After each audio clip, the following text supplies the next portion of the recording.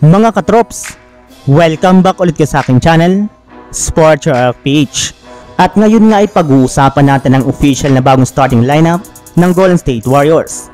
Pag-uusapan na rin nga natin dito sa ating panibagong video ang balitang niregaluhan nga na po agad ng NBA ang kupunan ng Los Angeles Lakers.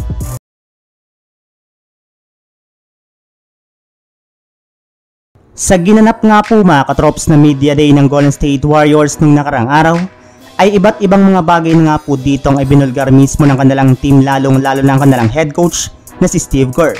Sa katunayan, ayon nga po sa sinabi nito sa kanyang interview sa media, inamin nga po niya ng kanilang gagamiting bagong starting lineup sa kanilang mga laro simula sa darating na season ay bubuhin na Chris Paul, Stephen Curry, Klay Thompson, Andrew Wiggins at si Kevin Looney.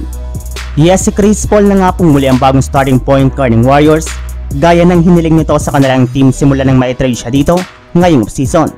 At syempre pumayag naman nga po dito ang kanyang teammate na si Stephen Curry na maglalaro na bilang bagong shooting guard sa kanilang rotation. Yes, para nga po sa ikabubuti at kakapanalo ng Golden State Warriors ay willing nga po si Stephen Curry na mag-adjust sa kanilang posisyon.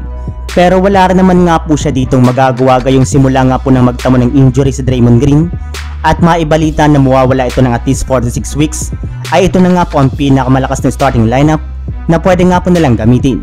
Samantala, pumunta naman tayo sa ating sunod na pag-uusapan sa balitang niregaluhan nga na po agad ng NBA ang kupunan ng Los Angeles Lakers.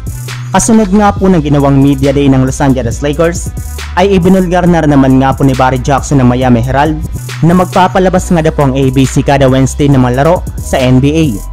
At isa na nga po sa kanilang ipapalabas dito ay ang laro ng Los Angeles Lakers kontra sa Dallas Mavericks na Kyrie Irving at Luka Doncic sa loob ng Crypto.com sa darating na January 18. Yes, ito na nga po ang sinasabing regalo ng NBA media sa Lakers, gayong madadagdagan nga po ang kanilang mga laro na ipapalabas sa national television. Kaya dahil nga po dyan mga katrops, ay umabot na nga po sa 41 games ng Lakers nang ipapalabas sa national TV na pumapangalawa sa Golden State Warriors na merong 42 games. Pero hindi rin naman nga po nakakabigla na binigyan sila ng NBA ng extra na bonus, gayong isa naman nga po ang Lakers sa mga bumubuhat sa kita ng liga. At ngayon nga po na isa na silang legit na championship contender, ay inaasahan na nga po na mas dadami ang tatangkilik at manunood sa kanilang mga laro. So yun lang mga katrops, ang handog kong story ngayong araw. Sana nag-enjoy kayo, please like and subscribe my YouTube channel, Sports React PH, para sa iba pang story at update patungkol sa NBA. Kita-kits muli sa ating susunod na video.